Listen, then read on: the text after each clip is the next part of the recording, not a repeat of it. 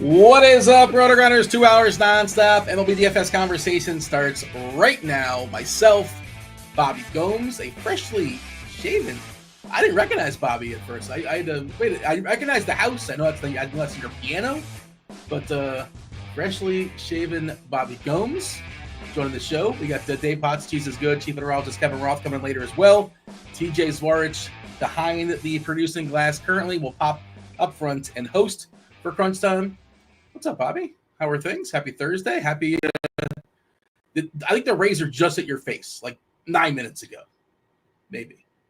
2-3 hours ago, I think. Okay. I did it. Yeah, it's a change, but it's the 4th of July, you know. So we had to make do, you know. I mean, I don't see the correlation. That's fine.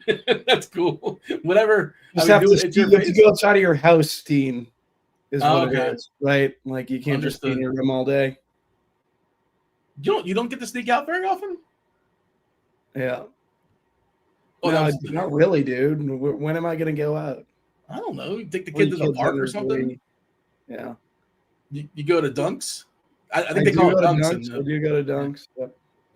Yeah. I've been curbing my Dunks consumption though after this Instagram post that went out about a rat like in the donuts, and it was showing a rat in the donuts. You know who posted that? Krispy Kreme.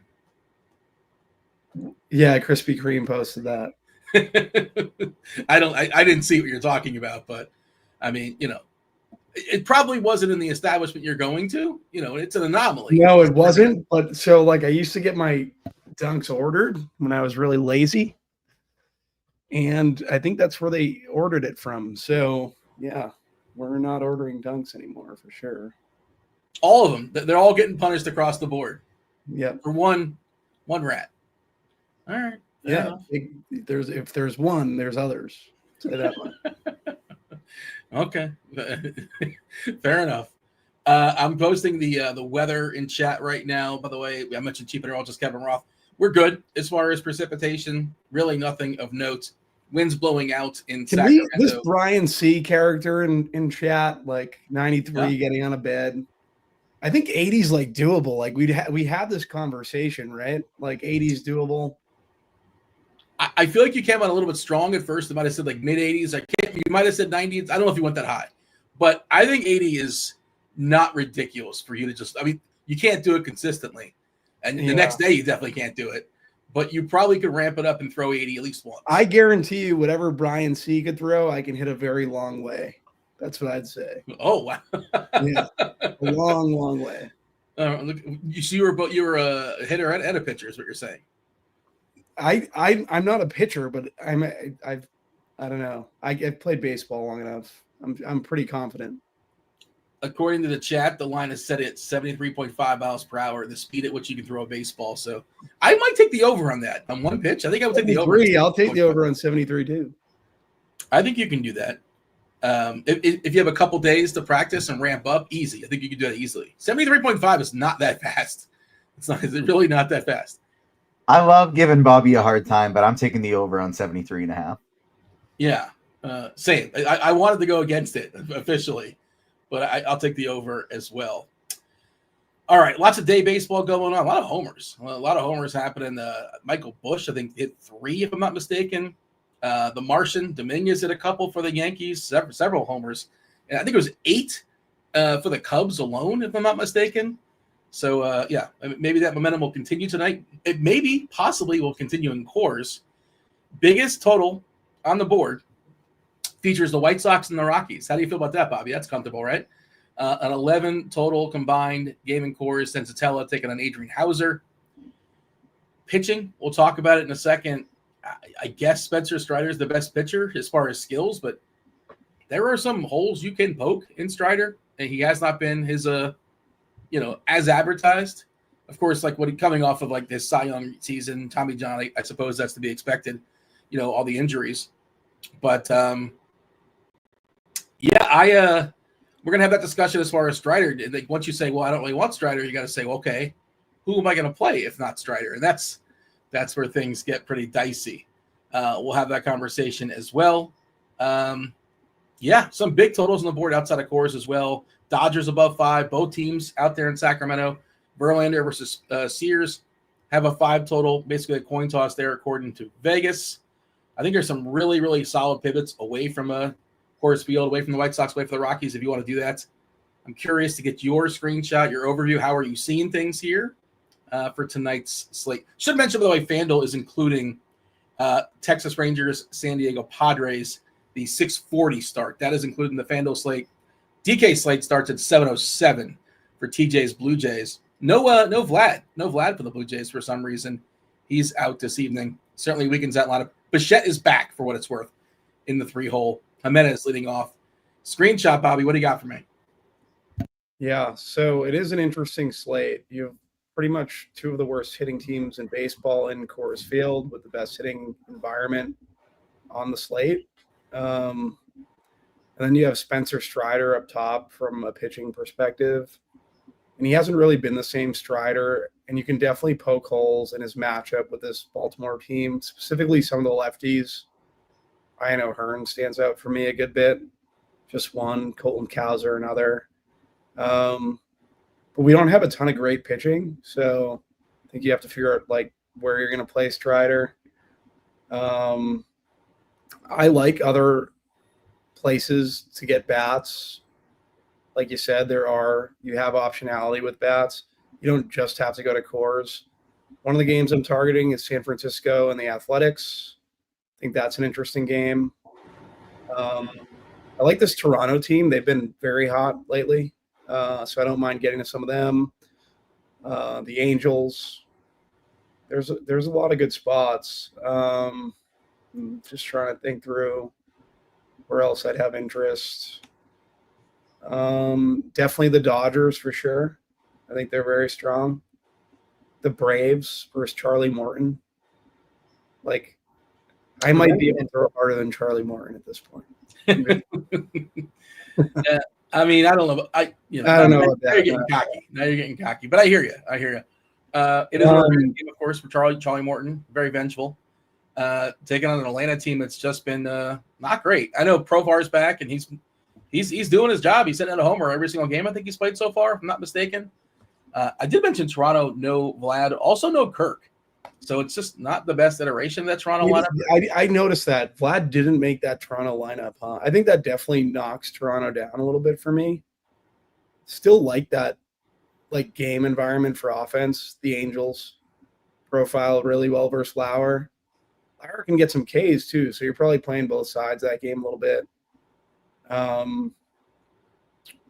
Yeah. For me, like we were hitting on the Braves. The Braves do not, like, outside of Acuna, like, I don't really love the Braves versus Morton. So maybe you could get some Morton. It's just what's Morton going to do for us from a ceiling perspective is the question. Yeah, that's the question for a lot of pitchers in the slate. I don't think you necessarily have to play Morton, but if you're just not playing the Braves, that's kind of a stand in itself, Not that they're the top team, but they're one of the better teams, I think, positioned pre-flop. You mentioned the teams I like essentially as well. The Giants, the Athletics, love both sides of that game. Awesome ballpark for power. Verlander, speaking of pitchers that are not what they once were, a Hall of Fame pitcher, and good for him. But now he's just a 42-year-old and a lot of fly balls, and this is not the ballpark for fly balls. Much less forgiving than his home ballpark there in San Francisco. I want to have the conversation about Strider because it's a two-pronged deal. He's not the guy we want him to be necessarily. The Ks are good this season. It's the biggest K number on the slate, 28.2%. Walks are kind of shaky at 9.9%. He's going to be so heavily owned. We're talking about, let me give it a refresh. Last I saw it was about 50% or so is the current ownership on DK. You got to roster 2, and Baltimore. This is the thing that I was kind of digging in a couple things, Bobby, and you sort of mentioned it. I don't know if this was pre-show when I heard you and TJ talking about it, or you mentioned it on the show. I'm very forgetful, but you're not sure how much you like Strider. I know Dave was saying the same thing. Cheese was saying the same thing in his article today. That was kind of my thoughts as well. But if you're playing cash games, you're just playing Strider, and that's it. You're sucking it up 53% on DK. After that, it's just like 7 or 8 other dudes around 10, 20%. And it's really hard to figure those out. And we'll have that conversation. But do you know, Bobby, Baltimore, one of the more disappointing teams this season, but against righties, collectively, their active roster, top 3 in ISO and top 3 in WRC+. Do you know that? You wouldn't have guessed that. I didn't know that, but I will say, like, they profile well. He's giving up a good amount of fly balls to lefties. There's a lot of good lefties here. Cowser, Mullins, O'Hearn. Like, the ISO is kind of high to lefties. You can definitely poke holes here in Strider. And people are just going to play. A lot of people are just going to click Strider, and I think you should definitely play him. You shouldn't be way, way overweight on Strider on the slate. So another thing about Strider, I don't know if I said, but that was specifically against righties. Baltimore much better against righties, much more disappointing against lefties. If you look at plate IQ, there's a lot of green. Today in the survey, I wrote about Strider as like my favorite pitcher, because somebody's got to be your favorite. But I also thought that my quote unquote sneaky team, like way off the reservation, is Baltimore. I will make one Baltimore lineup. That is something I plan on doing. But here's one more nugget that I kind of uncovered. So if you read the survey, you know this, Bobby, but there are amongst 358 pitchers, a lot of pitchers on Baseball Savant, in regards to average exit velocity, right? Strider has a higher average exit velocity than how many of those? Or how many of those is he actually better than? Meaning, is his exit velocity lower than amongst 358? You understand that question? Did I phrase that correctly? I have no idea, Dean. I didn't listen to a word you said. I was reading the clue this time. Motionless. Oh, my. I mean, how are we supposed to have a conversation if you're not listening? That's the whole point of the show. Among 358 pitchers that are ranked on Savant, according to average exit velocity, he's given up the 8th highest. Like he's better than Jansen Junk. I remember that was one of the names. Look, the most likely outcome is that Strider is good, or at least pretty good, or good enough. Play him at the field, Dean. Play him at the field. I just don't know who to play instead of him, and we'll have that conversation in a second. But you did mention it is a Film Friday. The first clue is scrolling. TJ's got it on the board there, scrolling on the screen. It is motionless. That is our first clue for Film Friday. The people know. You tell me what film I'm talking about. 5 clues dropped. Everyone, maybe every 10 minutes or so, give or take. Jump in the Discord channel. That is RotoGrinders.com/Discord. You get into the live stream chat channel, and that's where you tell me what film I'm talking about. You guess it correctly, and you get a week free of RG Premium. This is where I realize I have not told TJ the answer. So I don't think anybody's guessed just yet. I just kind of peeked over there real quickly. But, one guess per clue drop. There's no MMing. You cannot mass multi-enter. Another clue coming momentarily. But, Strider. Are you over or under 50%, Bobby? I'm probably going to be around the field or slightly under Strider. Okay. Follow-up question. If not Strider, now I want to say who do you like, but do you like anybody? There's names of playing. If I have to pay up, it's Bubic, I think. Okay. It's like a $200 difference. I still don't. People might have. Bubic could probably get his ownership inflated too, because people might have the same idea. I think it would definitely be Bubic ahead of Strider for me. There are guys that I think that you're going to throw up in your mouth when I say it, but they look okay. That's like Quinn Priester. Yeah. Sandy Alcantara. Ben Kasparius. Sandy Alcantara. I don't love that, but if he's something if he's someone you want to use, I guess that's totally fine. I don't want to, but I'm willing to. You're willing to. Yeah. I don't want to do it. Like, I would prefer Eric Lauer to Alcantara for 500 more. Sell me on Lauer against these Angels. These Angels can strike out. Like, there's guys that can strike out in this lineup. Yeah, they look fantastic. Their ISOs are great. But there are guys in this lineup that are going to strike out. So for me, like, Neto's striking out at almost 30% clip. Like there's a lot of strikeouts here. So like that would be my Lauer take, and then playing Lauer with some of these Blue Jays. I love the Blue Jays a lot more when Vlad was in this lineup. I think it definitely takes a downgrade with him being out of it now. So yeah, I think that hurts his win equity, I guess, but I still think there are strikeouts there, and we're gonna want strikeouts. So he's fine. Quinn Priester versus the Marlins.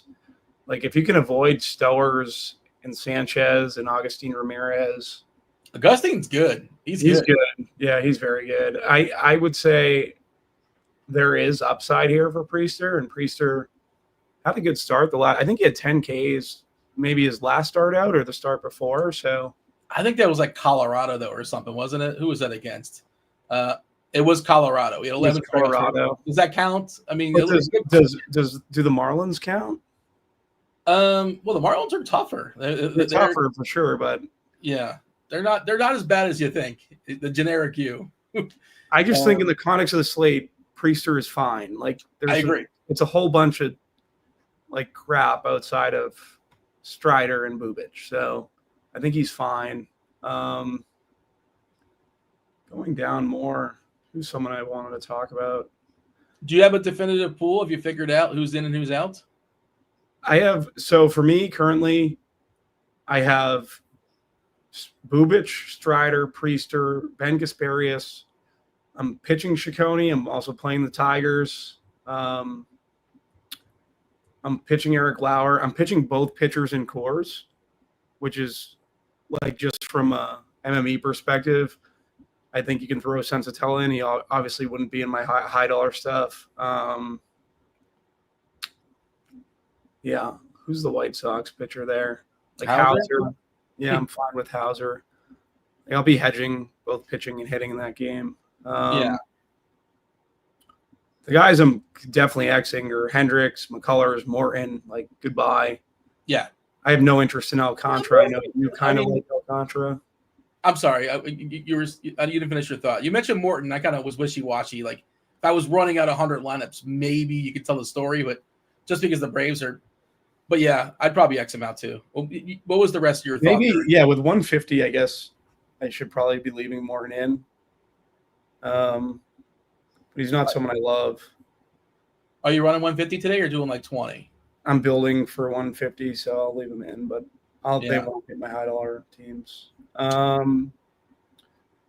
Yeah, I'm not playing Reese Olson. I think that's a stand for me, just with how his minor league, like the situation when he went down and how he pitched there, and I don't really know what his pitch count's going to be. Where do we have him in the bat?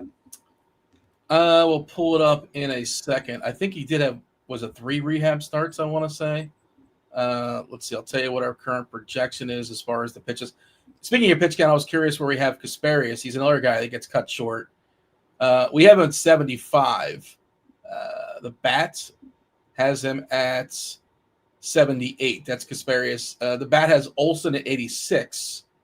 And RG has Olson at 85. So, okay. I guess they basically full, more or less full. Lauer's another guy that won't go too long. 85 pitches were given Lauer. Sort of reverse splitsy as far as his Ks. And the Angels have I think a plethora, I want to say, of righties in the lineup. I think it's 8. I was just looking at that before the show. Yeah, Sean Wells, the only left-hander. There's some switch hitters who I presume will hit on the right-hand side. Yeah, he's striking out 26.4% of righties this season. And this Angels lineup versus lefties, 27.8%. And it's not a huge sample. Like Trout in a small sample, 42 at-bats, 42.9% this season. Hey, I didn't want to read that because I didn't know if that was correct. Well, why wouldn't it be correct? I was afraid to read it. Yeah. I mean, I suppose it's possible it's wrong. Even Neto, who smashes everybody, a 283 ISO, but he strikes out a ton, 29.6%. There's a lot of Ks in there. Like the Campero pretty high though too, so definitely be playing some Angels.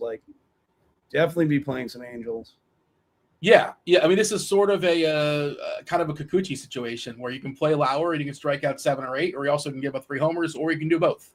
That's just how that goes sometimes. What's What's happening with your camera? What's with the extreme close-up? I was trying to read what TJ was saying, and I have my computer on. It's not in clamshell mode because my keyboard broke, so I had to look over.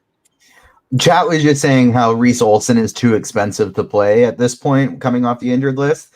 And I was saying, like, yeah, in an ideal world, I wouldn't want to play $8,800 Reese Olson either. But outside of Strider, every play is trash, and Strider is going to be 60% owned. So yeah, just looking at Reese Olson though, like these lefties for Cleveland, I think can cause him some trouble, especially from like a fly ball percentage standpoint. Manzardo, Bo Naylor, J Ram, he's getting a bunch of lefties there. That's I think it's 8. I want to say the only righty is Lane Thomas, right? Everybody else is a lefty or a switch hitter. So against lefties this season, a 58 ISO. It's not a big sample, but that obviously is an awesome number. 26.9% against strikeouts. Again, the sample's kind of small. And if you look at last year, he was good against lefties last year as well. In 282 at bats, 113 ISO, 305 WOBA. It's pretty good. Yeah, he's been awesome this year versus lefties, if we're going to be honest. But I don't know that to be sustainable going forward. And as far as the power, it's J-Ram and Manzardo mostly, right? And Schneeman's. I think Schneeman's in the mix. Yeah, I guess Naylor. If you want to acknowledge Bo Naylor, 224, it's pretty solid ISO, especially from a cheapy catcher. What happened to Nolan Jones? We just it's over, right? He had power cores and yeah. Lane Thomas, another guy, by the way. I was told that Nolan Jones and Lane Thomas had some power and could be sticking around for a while, and it's not been great. I guess they're a big part of the reason why Cleveland kind of stinks, their offense. I would say the chat on Saturday is much more lively than what it is during the week. What did I miss on Saturday? You're saying this chat's not fired up? No, they're more fired up. Oh. Well, they challenge accepted, chat, and get fired up. If nothing else, if you're not going to participate, we like participation. Please tell us what we're wrong about something. I want to hear it. Or right, confirm, whatever your thoughts are. Hit that like button. If nothing else, hit the like, subscribe, turn on notifications so you know when we're going live. Do all those things. Help us keep Friday. lights on. Today is Friday. Yep. Is that what it is? Yeah, I suppose that could be it. People are just kind of. It's a long day. Maybe some people around the sun. End of the week, maybe. Yeah, I suppose. I feel like the chat's pretty lively during the week. Maybe it's a Friday thing. I don't know. I did reference ownership stuff, and again, we have 53% Strider. Did we mention Erod? I like Erod. Against Kansas City. That Kansas City offense is not good. They don't strike out a lot, but from a run prevention perspective, and that's I don't want to say that's what I'm necessarily looking for, but you'll take, 5 or 6 innings, a W, 4 or 5 Ks, and an earned run or 2. Like, you'll take that. Is any pitcher going to break the slate tonight outside of maybe the possibility of Strider? Is there anybody else that can do that? You tell me. Or it's just survival? It's just survival. And that's the thing is like you said, especially for we're not talking about yesterday, but I think the KC righties profiled pretty good. And they're just in Seattle. So even if they're ISO, they're a very low ISO team. So why even play them? They're just going to be the power that they do have is going to be suppressed by that ballpark. Today, Kansas City is – where is Kansas City today? Arizona. Yeah, I like Witt. Just like the main KC guys. Perez is pretty cheap. India is always – I don't want to say always terrible, but I think it's terrible. Whenever he's popular – it's not something you want to target for sure. Second base is brutal. So, I feel like India is just going to fall in line to just because he's 3-3 and he's on the road and probably leading off. And, what else are you going to do at second? It's garbage. Crunch time when they come on. When they go around the horn and talk about second base, they're going to hem and haw. They're not going to be happy about it because it ain't great. You can spend up on Ketel Marte, I suppose, but that's against one of the better pitchers in the slate. Spend to be different. That's something you can do. But it's pretty brutal at second. I see Jonathan in chat says, I hate it, but you guys are never wrong. That's definitely not true. I'm wrong all the time. Right enough, but certainly wrong plenty. Bobby and I don't think we're wrong at all yesterday. We just absolutely nailed it. What? That can't be. We did. I had a really good slate yesterday, and yeah. 50% Jose Soriano telling everybody to play 2 of the Spidey bombs hit. Bobby was crushing it with the stack. Like we were spot on yesterday. Oh, well, so now you're just coasting off of yesterday, and today you're going to mail it in. Is that what we're doing? I had a good my morning slate. I faded Suarez, and he came. I didn't think he was going to come in 65% owned, and when I seen his ownership, I was like, "Uh-oh, I'm going to be closing the computer early." But I had Cincy on the other side, so yeah. I see Davis, speaking of Spidey bombs, and shout out to Spidey yesterday. Spidey has told us that Davis Schneider is Spidey bomb number 1 today. You keep hitting that like button, you get more Spidey bombs. Every 50 likes gets you a new one. Also, you get a second clue because I don't think we have any winners on Film Friday for no holes in one. No hole in one? I don't think so. It's not Beavis and Butthead Do America, but I like how that inspired something. Clue number 2 is prom. Motionless and prom. That is our first 2 clues for Film Friday. Get in the Discord. Get yourself a week free of RG Premium. It's football, baseball, basketball, hockey, MMA, NBA, PGA, LOL. I think I hit it all. WNBA. There's probably something else I'm missing. If you want NASCAR is a la carte. Stevie will juice you up with that. All right. It is not Back to the Future, although I did see Back to the Future had an anniversary. I think it was yesterday. Was it 50 years ago? 40 years ago? I think it was 40 What are you years doing ago. for stacks today? What's your stack gimmick? We'll get to it in a second. Oh, you're saying for the category? Yeah, the categories. Oh, you're gonna actually appreciate it because it's kind of an homage to you, Bobby, in some ways. Shout out to you. Yeah. I think you'll appreciate it. Maybe you won't. Is that why you didn't ask me about it today and then get a text? What do you want to do? I don't ask you about it because you're never going to give me an answer. You're just going to say I got nothing and I'm wasting my time and I'm wasting your time. That's why I don't ask you about it. I'm a good co-host. I get right to the point. You know?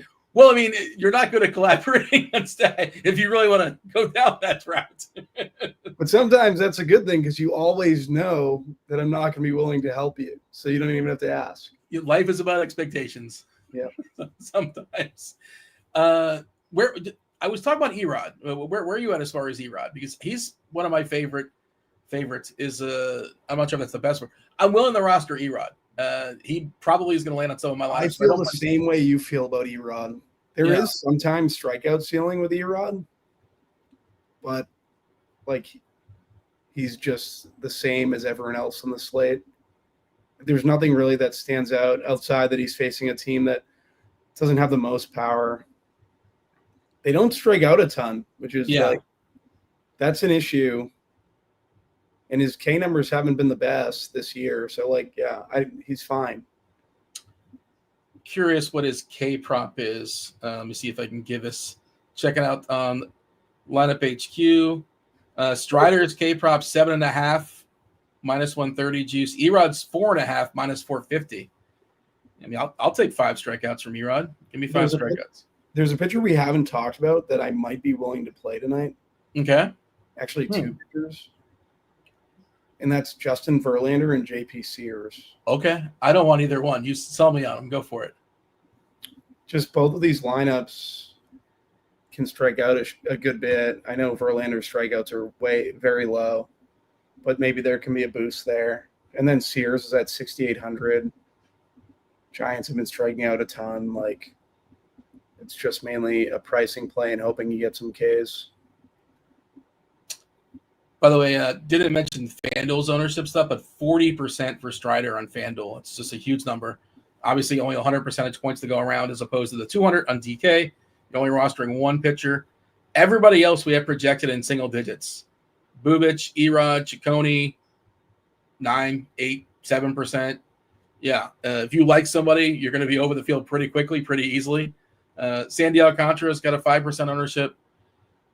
I just expect more out of him. He's looked better of late, I would say, but that's relative because he's got a 7 ERA in the season. I did round up at 6.98 if you want to get all technical, but that's pretty terrible. The Sierra's 4.69, which is also not good. When he's really good, he's getting ground balls. He's getting some ground balls, just not enough. Like, he's more of a ground ball guy. The Ks have not really been there, 17.5%. I mean, he's really been burned by left on base, 54.9%. So that's where he's been unlucky there, not stranding many runners or enough. The Kasperius thing, yeah, he's going to face a bunch of righties, 23.2% as far as Ks this season. Decent chance of getting a win if he can last 5, which isn't a guarantee, but I think is a good chance, right? He should be able to throw 75 pitches or so. He's been all right too, so I don't mind Kasperius. Really, like, I feel like you give the same analysis for almost every pitcher on the slate outside of Strider and Bubic. So he has not had a fantasy score over 11 points on DK since 5/23. I mean, it's not great. He's hovered around 9-ish and 10-ish a couple times. All right, so maybe throw Kasperius at it. I'm not saying he can't do it. I'm just, and again, he's going to have the platoon against essentially. What are we projecting here? The entire Astros team. Hummel, Caratini. If those guys crack it, those are. They don't strike out a ton, though. That's the issue, and his strikeouts are league average. So yeah. There's no ceiling because even if he's pitching well, maybe you get 5 and change. Maybe you get 6 if he's incredibly efficient. Anything else you want to say as far as pitchers? Somebody just tuned in right now. They want to know what Bobby's doing with pitching. Yeah. My main stance at pitcher is taking a below-the-field approach on Strider. Going to be playing Quinn Priester, Chris Bubic, J.P. Sears, Slade Ciccone, Eric Lauer. Those would probably be the guys that I'm targeting the most. Yeah. There's no real – pitching as a whole is terrible in the slate outside of 2 guys. And one of those guys you can poke a good bit of holes in. And some of these guys, the cheaper guys, have some K upside. So I think I'm going to roll with trying to hit on some of these cheaper guys rather getting too overweight on Strider. Dodgers lineup: Ohtani, Betts, Freeman, Smith, Teoscar, Pages, Conforto, Edman, Enrique Hernandez. I'm pretty shocked Muncy didn't wreck his knee. I was watching that game. That was the game where Kershaw got the 3,000 strikeout, and the announcers were like, "We're not going to show you the replay. Just know that his knee went the wrong direction." The way he went off the field, I thought he was done, and apparently he's going to come back possibly, and it's not that terrible. So that's a good sign for LA. But when the announcers say we're not going to show you the replay, it's too grotesque. Typically, it doesn't really work out. And this is the best case scenario for Muncy. And shout out to Clayton Kershaw, possibly the last pitcher ever to have 3,000 strikeouts. Possibly, maybe. We'll see. Why the last pitcher ever? Well, because pitchers don't throw 9 innings anymore, and they don't stay as healthy. They don't have as long of careers. They get the hook quicker. If you go through the list, the closest guy right now I think is Sale and Garrett Cole, but they're 400 or 500 at least behind. And just you try to figure out who's next. There's really nobody, unless you think Paul Skeens is going to be healthy for the next 20 years. He might. It's unlikely. Whatever. Libby Dunn will keep him healthy. Okay. You're projecting they're going to still be a thing in 20 years. I don't know why it's a thing now, to be perfectly honest. Well, if I was Paul Skeens. Clue. Let's drop a third clue here for the people for Film Friday. Third clue is investigate. Motionless, prom, investigate. That is our 3 clues. Get that Discord channel, RotoGrinders.com/Discord, live stream chat channel. And, it looks like we have a winner. We do have a winner in the chat. Yes. Yeah, I don't know if TJ has officially dropped all the emojis. There it is. This is Peterman's very good at this game. Peterman took it down. We'll play out the rest of the clues. We'll play out the string for fun. Today's tier category, Bobby. This is an homage. It's also a callback on a previous show. Do you remember saying you had this stand where you're talking about how rice pilaf is a barbecue food, which most people disagree with. And Kirkwood doesn't disagree with it. No, he's just pandering. He knows rice pilaf. Pilaf is not something you get at the barbecue. I'm pretty sure. Let me know in chat. Is rice pilaf? Maybe I'm wrong, but I don't think I am. Steak tips and rice pilaf, big New England thing. Well, okay, one particular area of the country, maybe, I suppose, but that's not a thing where I'm from. But let me know in chat. Well, your food isn't as good. Your food isn't as good. Well, I mean, I don't think rice pilaf is that great. Is the other end of it? I love it. Really? Yeah, I love it. I don't know why. Yeah. So I power ranked rice, different rices, different kind of rice. Ben Rice is not on that list because he got me a 0 last night. So. He was considered, but he did not make the list. There's no rice-a-roni. Ray Rice is not in the list. Simeon Rice or Glenn Rice. I think Glenn Rice didn't crack the list either. There's actually only one person on the list officially, but is chat let me know is rice pilaf. So Mr. Shane is saying rice pilaf is at the barbecue in Oceanside, California. Okay. I don't think of rice pilaf as a traditional barbecue side. Rashid Rice did not make it either, but probably should have been considered. But yeah, we did power rank. What is the best rice? Best ball exposure list. I can tell you that much. Rashid Rice, every team. Are you have you dipped in the waters? Are you in the best? Yeah, I'm in. Do you want to give your hottest best ball take? I don't know. Really have many takes about best ball. Oh. It's just something to do when you're on the toilet. That's my best take. Well, I mean, to draft it takes at least a half hour. I think I don't want to make it any further. Yeah, but so that's the thing is it's perfect. It's a 40 minutes when you have kids in the bathroom. Like you can't even. Oh, it's an escape, right? It's an escape, dude. It's like a vacation. You know. I could see that. Daddy had too much rice pilaf. Maybe hop in the tub afterwards. You know, extend it as long as you can, right? Just extend it, yeah. Extend that vacation if you can make it work. That's where you get everything done is in the bathroom when you have kids. Is that you could read Cheese's article in the bathroom? You said you never have time to read Cheese's article. Read his article in the bathroom. There you go. I've been trying to read it because I used to read all the time, and it just like I don't have the time to do it as much. So. Well, you can make time though. Just sneak off, And it is my favorite. It is my favorite article in the industry. It doesn't matter the sport, really. I think this is yes. $1 Million Musing is definitely the best piece of content, written content in the industry. It is spectacular. Dave will be on in about a half hour or so. But that's the other thing is he's on, so I don't have to go out of my way. You know what I mean? Like I can listen to the show up to lock, right? So, as some predicted here in chat, the number one rice, of course, is Jerry Rice. Jerry Rice at the top of the list.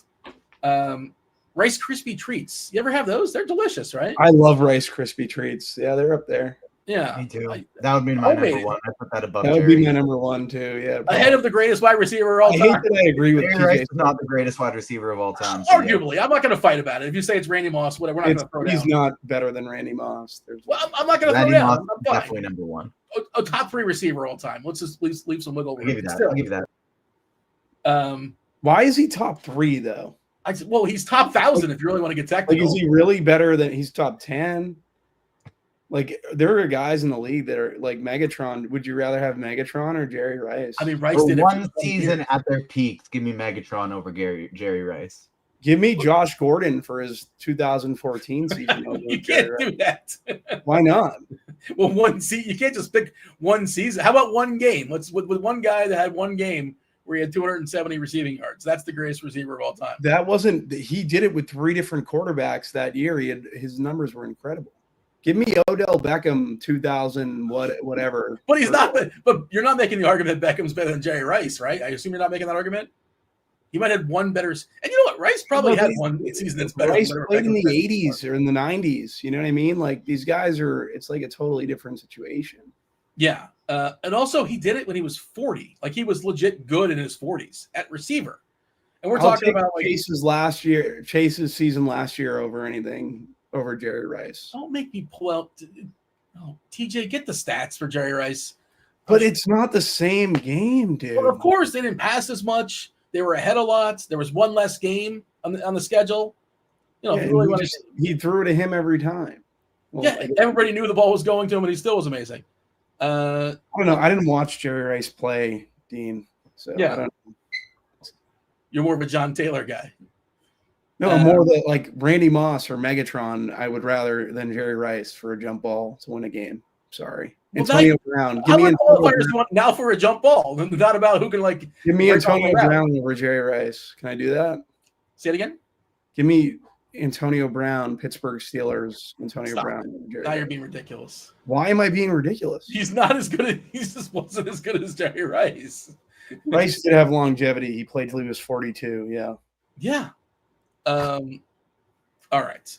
He at 40 years old, he had 1,211 yards, and if you get to draft one receiver's career, it's without a doubt Jerry Rice. It's by a million Jerry Rice. I just think there are better athletes these days, and it's the same thing with like LeBron and Jordan. Like, sure, I get it. Yeah, I get that. I get the argument. He paved the way. I'm not saying he didn't pave the way. Like, well, somebody paved the way in front of him, probably, depending on how the same thing as the chat when the chat's trying to tell me that Isaiah Thomas, if he played right now, that 70s and 80s Isaiah Thomas would be the best player in the NBA right now. Yeah. Well, I mean, Thomas was a rookie like in '84. Or that guy for the Pistons on his team, Lambeer, is gonna pound LeBron in the lane. So LeBron, who's 60 pounds heavier than him. And well, now we're comparing Lambeer to Jerry Rice. And what are we doing? This is ridiculous. Yeah. Stop. I know we're being absurd. Okay. LeBron is not MJ level. Please stop. Okay. He's not. Better. So chicken fried rice is the third tier. We have rice pudding. Rice pudding in tier number 4. Rice pudding is, I can't tell you the last time I had rice pudding. Rice pudding is not ahead of rice pilaf. You're nuts, dude. Well, I put pilaf in the bottom. Rice pudding. What I wanted. I wanted to tilt you a little bit. Yeah. Technically, I think I would take rice pudding over rice pilaf. Yeah, not a fan of rice pilaf. Doesn't do it for me. But that is our board. Power ranking some rices. Let's throw some teams in there. The first game we're going to talk about is the Angels and the Blue Jays. 9 total. Eric Lauer taking on Kyle Hendricks. We talked about the Blue Jays lineup a little bit wonky today. No Alejandro Kirk and no Vladdy. We do have Bichette back. George Springer is, he's hotter than fish grease. That's the line. He's out of his mind. Maybe he just hates the Yankees. He just absolutely crushed the Yankees. Shout out to TJ and the Blue Jays for like sweeping the Yankees, the sole team right now in the AL East. So good for them. Hendricks, not a pitcher we're fearing in any capacity. We talked about the Angels already. Some power, but also some ability to strike out a fair bit. Back half of this lineup does fall off a ton, but the front half looks really good. Blue Jays, Angels, what do you got? Exactly where TJ has them. We're in lockstep again. I guess the Blue Jays take a hit, and the reason they're not in Jerry Rice for me is because there's no Vlad Guerrero, but I do like Barger. I do like Springer, who double-donged twice yesterday. I like Bichette. I like Schneider. So there's guys there, and Hendricks is terrible. So I like the Blue Jays. They've been on fire. They're a good team. Play them. In terms of the Angels, Neto, Ward, Adele, Ohapi, Trout. Like, I'm playing Lauer, but I'm also getting heavy exposure to this Angels team.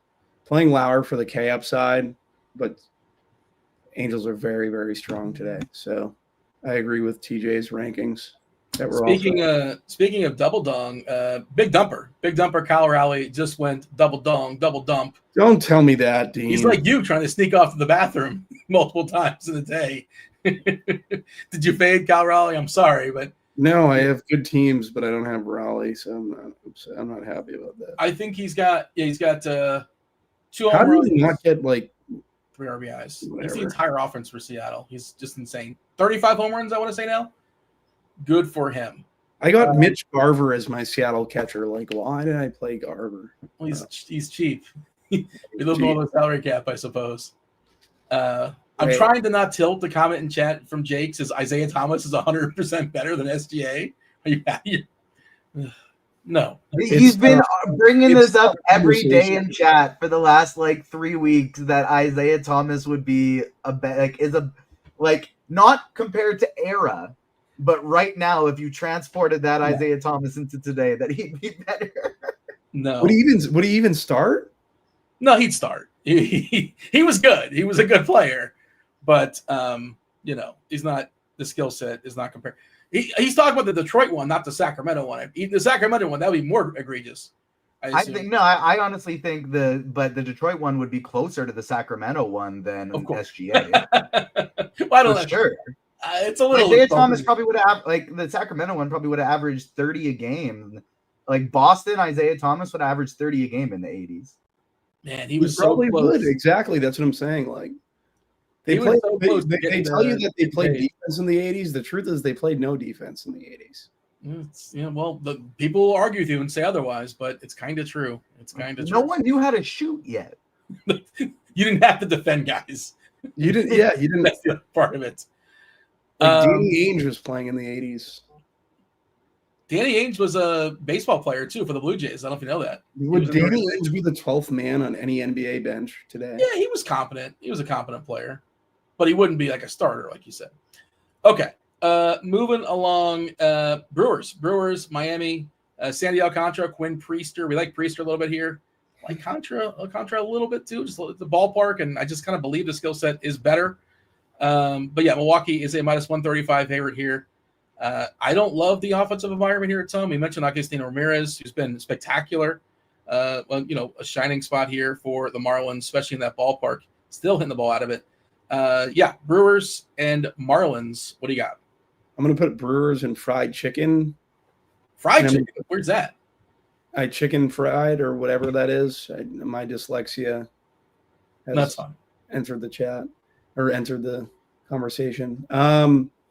Yeah, basically, Brewers, Rhys Hoskins, like him a lot. Yelich, Churio, but they're not like anything I love. Pudding would be Miami. Stowers probably goes yard tonight. Bet his home run prop. You did? I said I would bet his home run prop. Oh, okay. I got you. Sanchez, Agustin Ramirez, those guys stand out. So put them in Pudding, TJ, the Miami Marlins. Marlins go to Pudding. Detroit and Cleveland. That's Slade Ciccone taking on Reese Olson. 8.5 total. Detroit is the slight favorite. No Kerry Carpenter. Weakens this lineup here, Detroit. Obviously Riley Green is spectacular. Got to pay for him now. You do have Colt Keith leading off. I wanted to check his pinch hit stuff because he is. I thought he was second base eligible some places. He's second base on FanDuel.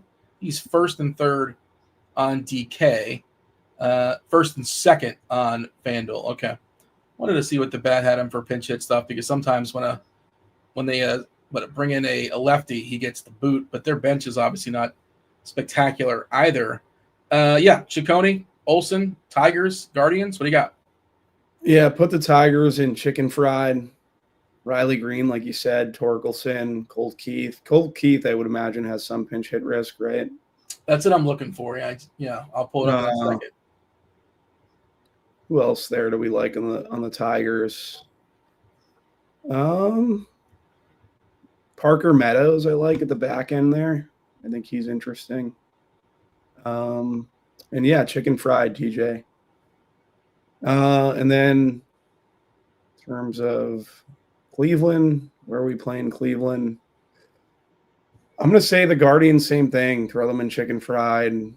I do like Ramirez, Schneemann, Kwan. I think those guys are fine. It's mainly it. Not anything I love from either of these two teams. Other than Riley Green, I think stands out tremendously. According to Derek Hardy's, the bat, 29% pinch hit for Colt Keith, 13% Rick Kinstry, everybody else single digits. I do want to shout out Eric in the chat for pointing this out. I did want to mention this. Alcantara on the season. He's saying Sandy Alcantara can't hold on runners. 22 stolen bases in 80 innings.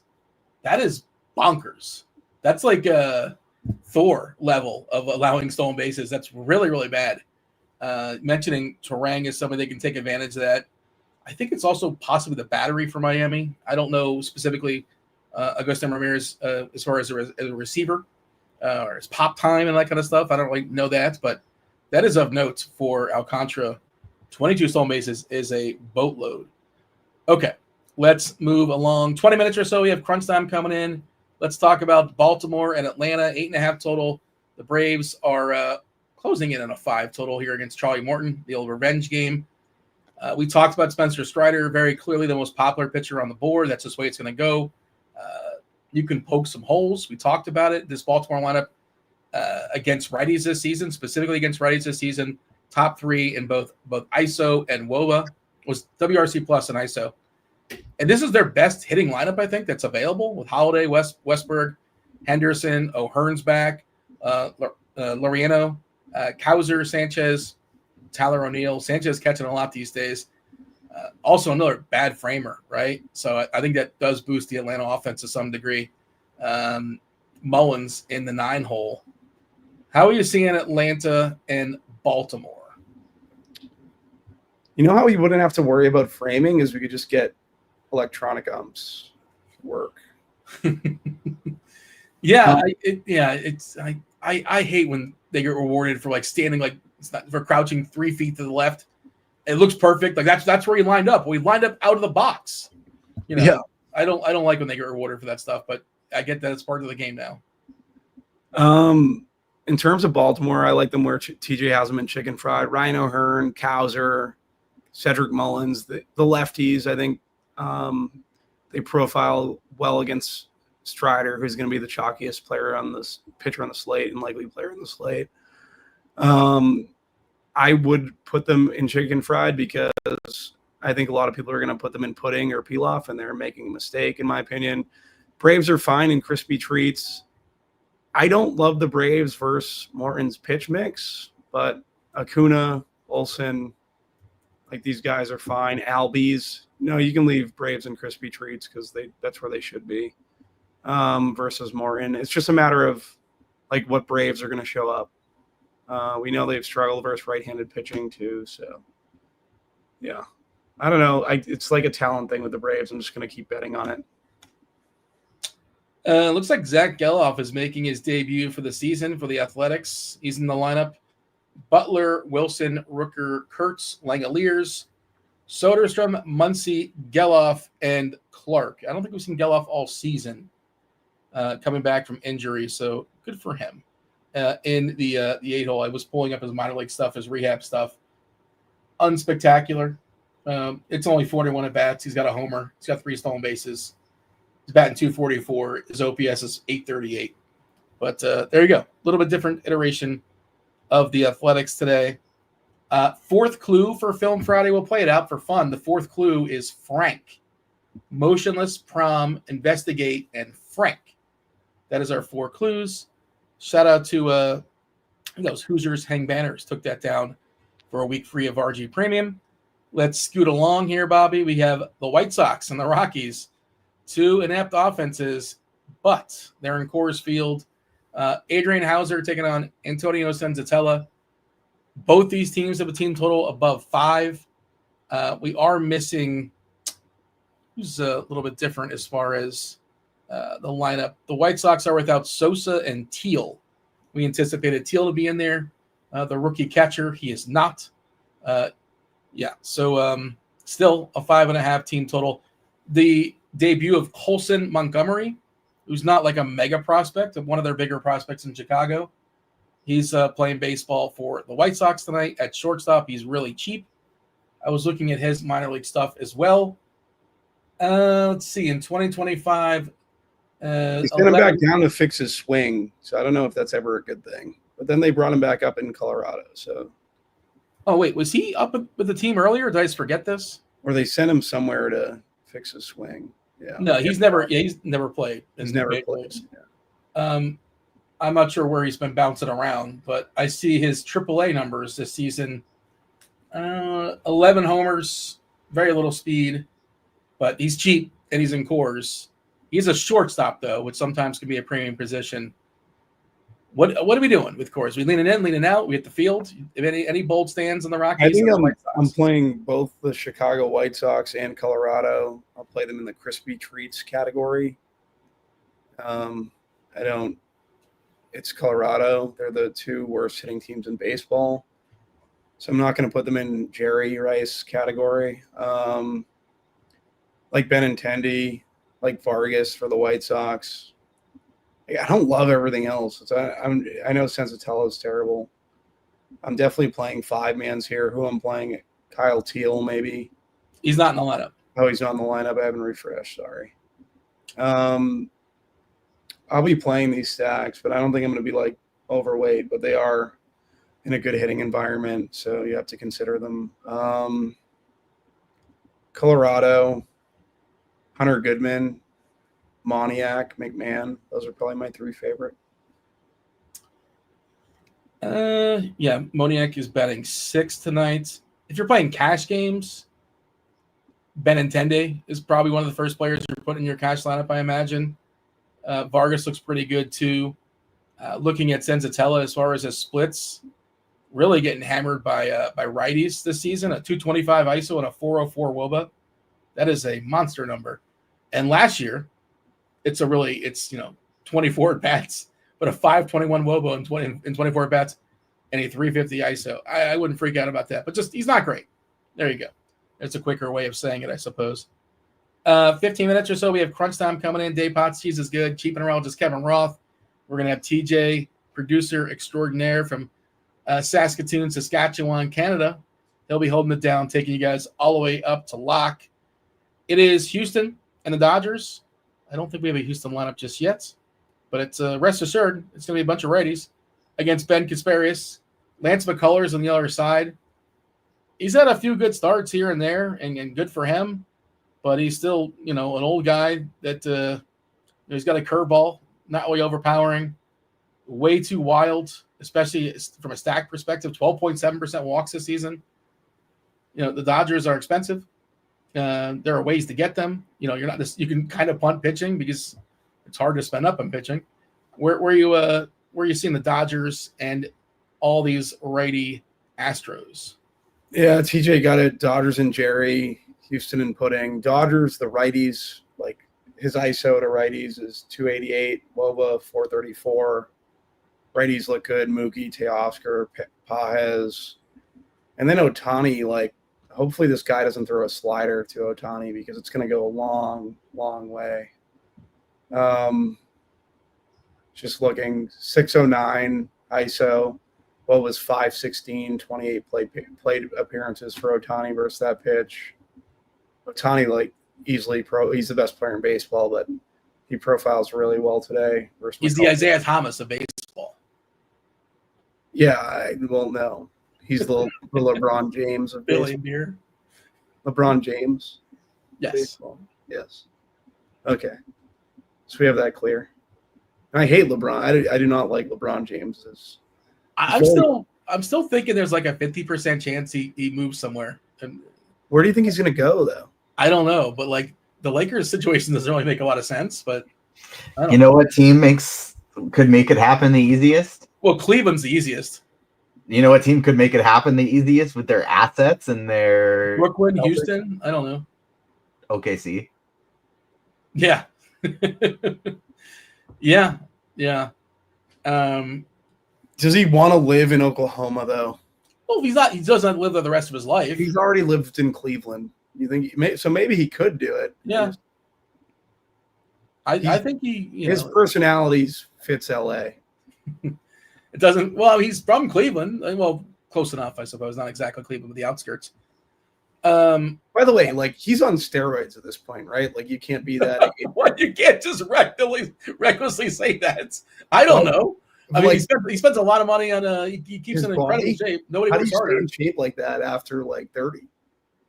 He's 42, 40. He's an anomaly, man. He's one of one. He's incredible. And what was the rumor? He never really officially said, but they speculate he spends over $1 million a year in his body, the hyperbolic chambers and all that kind of stuff. But and even that's not even a sport that they talk about. Steroids, basketball. Who is it? Who got popped for steroids in basketball? Can you name the guys? No one gets popped for anything in basketball.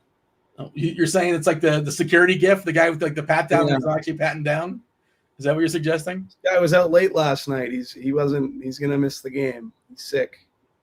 I just don't know, steroids. I mean, okay, is that the sport where oh man, you take steroids, all of a sudden you're going to start shooting 60%. Like that doesn't work like that. It wouldn't affect your shooting. It would just affect your ability to stay healthy and to recover. Maybe. Yeah, like maybe. I would imagine HGH. I think that's like something they use to recover. So. But I mean, I wouldn't recklessly assume that that's what he's doing. Well, look at him, Dean, and he's a specimen. But like, look at you, you're in your 40s. That was quick. I'm not. No, I'm not. This is not my playing shape.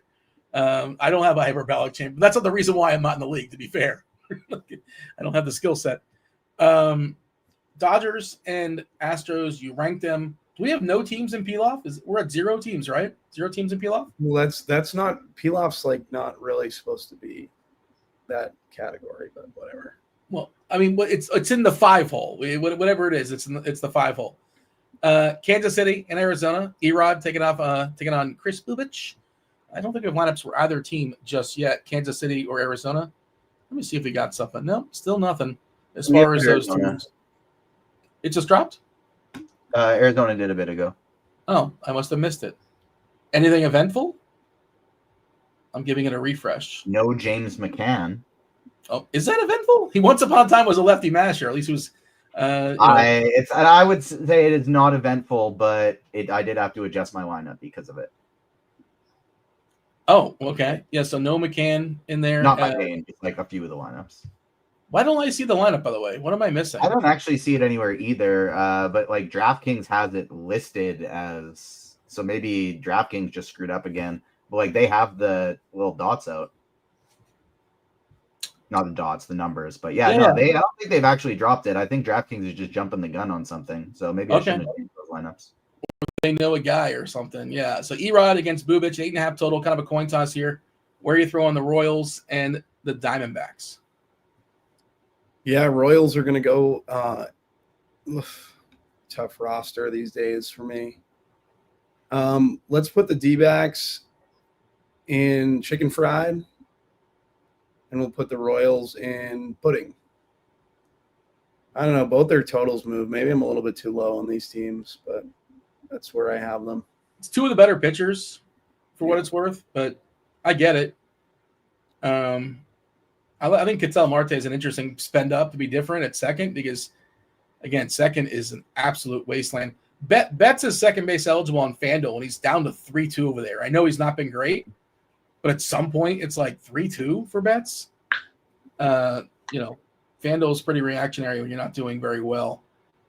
Let's knock out that last clue for today's Film Friday. We have one more game. We have crunch time coming in about 5 minutes or so. We got some Bobby Bombs. I'm sure you got some Bobby Bombs for us as well.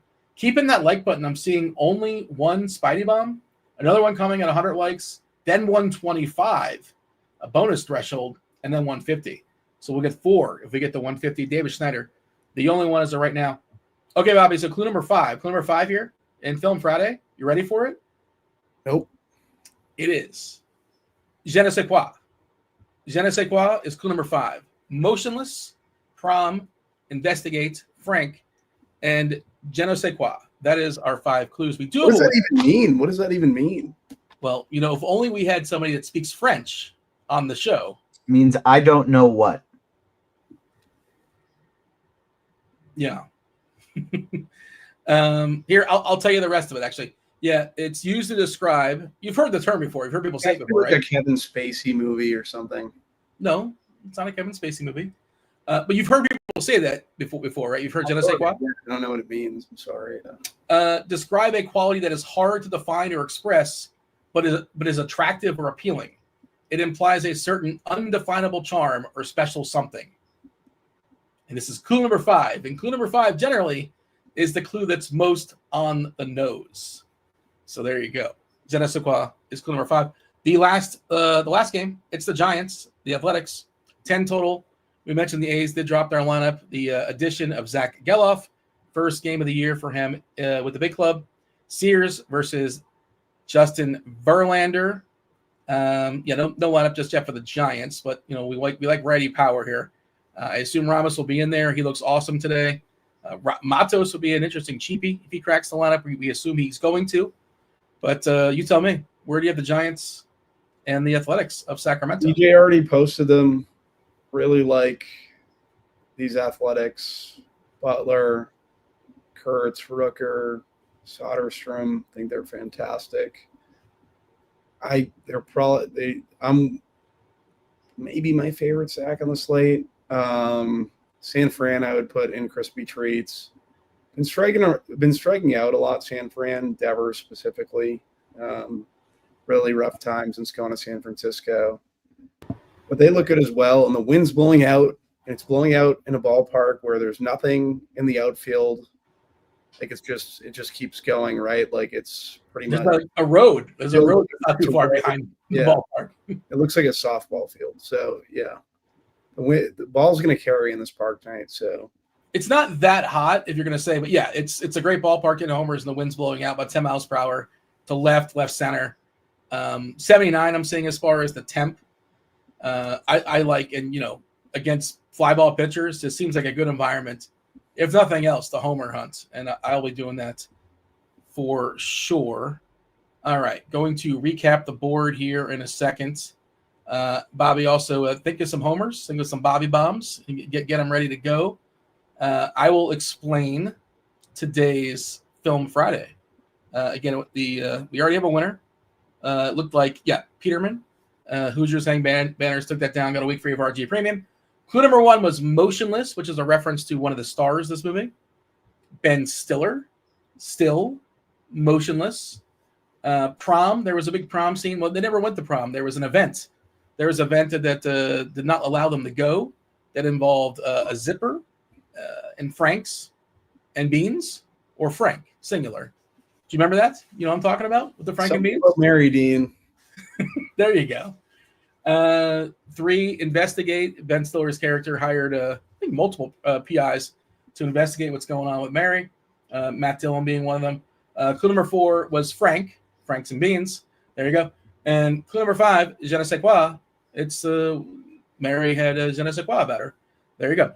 There's something about Mary. Bobby, shout out to you. You get a week free of RG Premium. Let me know what you want. I'll juice you up. I'll get you premium for a week.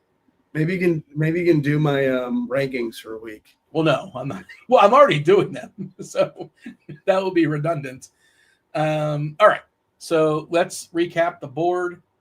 If you're joining us late, I power ranked Rice's.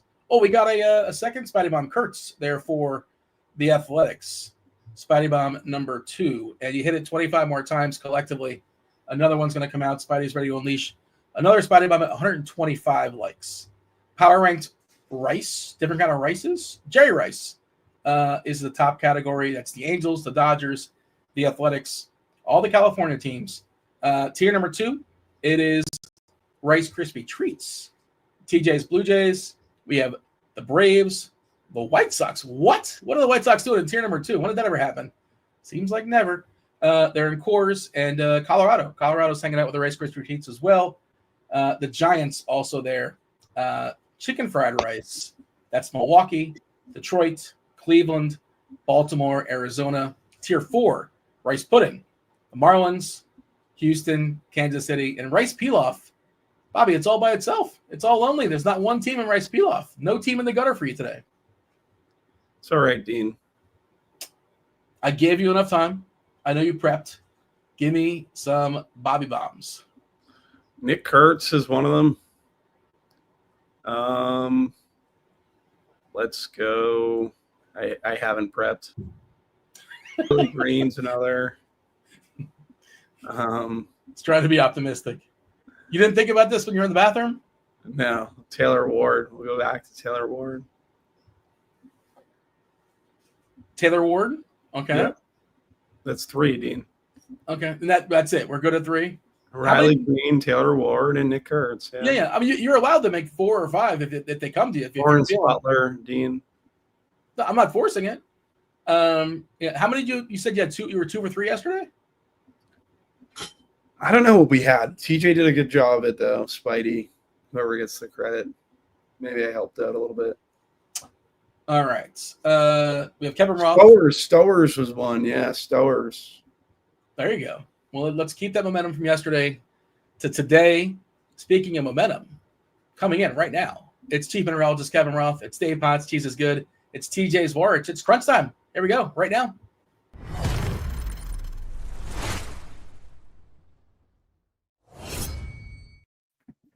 Yeah, We Major is asking why, about the Rangers and the Padres. I'm sure they'll touch on it. Dave will touch on it, I would imagine, and TJ as well. We did kind of neglect that game for FanDuel. Apologies for that. That is a 6:40 start, so a half an hour until that one starts. But of course, DK, they dumped that game. That the DK slate starts at 7:07. Shout out to Canada and shout out to Roth, who never has a kind word to say about my list.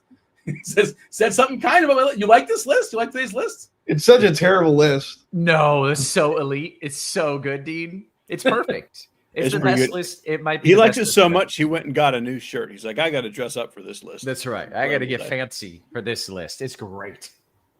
So maybe you guys, maybe Dave and Kevin, they can be the arbiters. Maybe I'm wrong, but Bobby insists. He can speak for himself.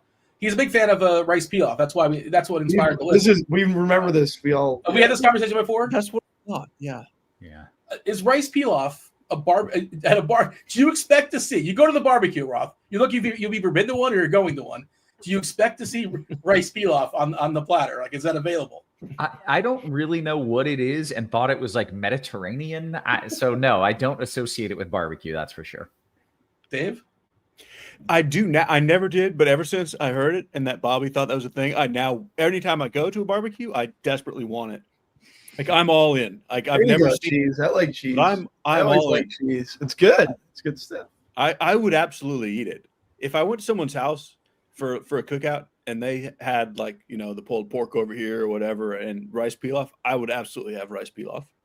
There we go. There you go. All right. But we'll go to Bobby's for a barbecue and he'll hook it up with the. Do you put cheese on top, Bobby? I feel like that's a thing. Is it not? No, I have steak tips and rice pilaf. Just the juices get in the rice pilaf. It's phenomenal. He's really thrown out some good information right here. Yeah, that sounds pretty good. You got me at steak tips. It's really good. It's really good. All right, myself and Bobby, we're gonna see you. Did y'all do? But do you have about 50 minutes or so? Kevin Roth, we're good weather-wise, right? I've not refreshed, but we're clean as far as I know. We're good. Yeah, we're good. Yeah, everything was in the green last I saw. TJ is gonna hold it down. So TJ, it's all yours. It's crunch time. It's Dave Potts. It's Kevin Roth. It's TJ's words. TJ, all yours. TJ, Roth, it's not me. Yeah, like TJ, it's all yours. I could host this bad boy and ask you guys the questions. You should. That's Roth, your expertise of what we should do for pitchers tonight is the same as equally valid as mine. Oh, damn. One of those, eh? All right. Well, looking forward to that. Here's your snapshot of the slate, which I'm jumping the gun on, but we'll do it before your intro. One guy's really good, but he's 100% owned, and everybody else is trash. All right, play the good guy. That's how I feel about that. All right, we'll dive into that in a little bit. I got to get back to the rice pilaf thing because there must be either cultural or geographical differences. Because you look in the chat, from Fresno says 100% rice pilaf is at any good cookout. Captain America says rice pilaf is not a barbecue get-together food. What the hell? So there are varying degrees of certainty on both levels that it should or should not be there. Got to be a geographical thing. Yeah, I'm with rocket sauce now. If there's no rice pilaf, I leave. I think that's the right comment from here on out. Just moving forward in my life, that's how I'm going to run things. Yeah, I don't think I've ever seen it. Eric says I'm wearing my best Cardi shirt. I have one too many buttons. Hang on. Now it's my best Cardi shirt. Now I'm feeling like Cardi. I am going to a little 4th of July thing. If this show ended 5 minutes early, I wouldn't be upset. We'll see. We'll hang out until the questions are here. But we'll see. You got any 4th of July plans, Cheese? Yeah. I've been cooking all day. The ribs are done. The wings are smoking right now, right out that window. I have a plethora of ribs, baby back ribs and wings that I'm doing a different variety of dry rubs and sauces on some. I've got like 60 wings out there cooking as we speak. Dude, I just want to be in Auburn right now. Like I want that in my life and in my mouth. That is phenomenal. We got TJ in the house. He's not doing anything for the 4th, despite the Captain America shield in the back. He's not about that life. He already had his Independence Day celebration just a few days ago. Yeah, I got some plans. I'm doing a podcast right after this as well for a show called Ironheart. Going to talk about the final 3 episodes of that. And then I am going to lay on the couch, rest my back, and play some Red Dead Redemption 2. So that's my July 4th plan. Okay. Back still bothering you, huh? Yeah, I actually just went and I got a massage for it today, and so everything feels way like looser and more mobile, but the pain has just kind of like risen up because I just got beat on for an hour, and so it's hurting, but it's also better today. Okay. I'm just going to share these words with you and with anyone else. McGill Big 3. Google it, do it. It changed my life. I couldn't even bend down for 5 years of my life. I was in so much back pain, and now I'm bulletproof. So if you're having some back issues, McGill Big 3. You guys should do the one-on-one right now. See what happens. Yeah, right. See and how that that will goes. be the advertisement for whatever. Only way Roth has a shot. Yeah. I like my chances. Okay, let's dive into what we've got going on with this slate. Weather, not really an issue. I like the hitting weather in certain spots. That certainly includes Oakland, where winds are blowing out at 10 miles per hour. Colorado is always great. That's kind of it. That's pretty much what I got there in the weather department. So let's talk about the pitching. I already got kind of the cheat sheet from TJ. So let's go to Cheese. By the way, TJ, some Supavash says, what is the name of your Ironheart podcast? So go ahead and plug your stuff, man. Agents of Fandom. I'll drop the link in the chat. Thanks for wanting to check us out. Yeah, give it a look. Give it a look. See, Cheese. Let's talk about these pitchers. One of them is good. The rest are all trash. I can't believe that to be true, but maybe. I mean, it's a pretty weird slate. So the guy who's talking about is Spencer Strider. And the problem with Strider is the only thing, pitcher or hitter, on the slate that's chalk. And the problem is, like, we don't actually know how good he is right now still. Like, it's very much could go any which way. He's only had one have to have it start all year, and that was against the Rockies. And then he looked pretty good a couple other times. Yeah. And then, like, so what I will tell you is he's obviously the best pitcher. I am actually under the field, assuming that I think the field is going to be like 60% on him. I'm under. Because I think the chances of this being a have to have it game just aren't that high.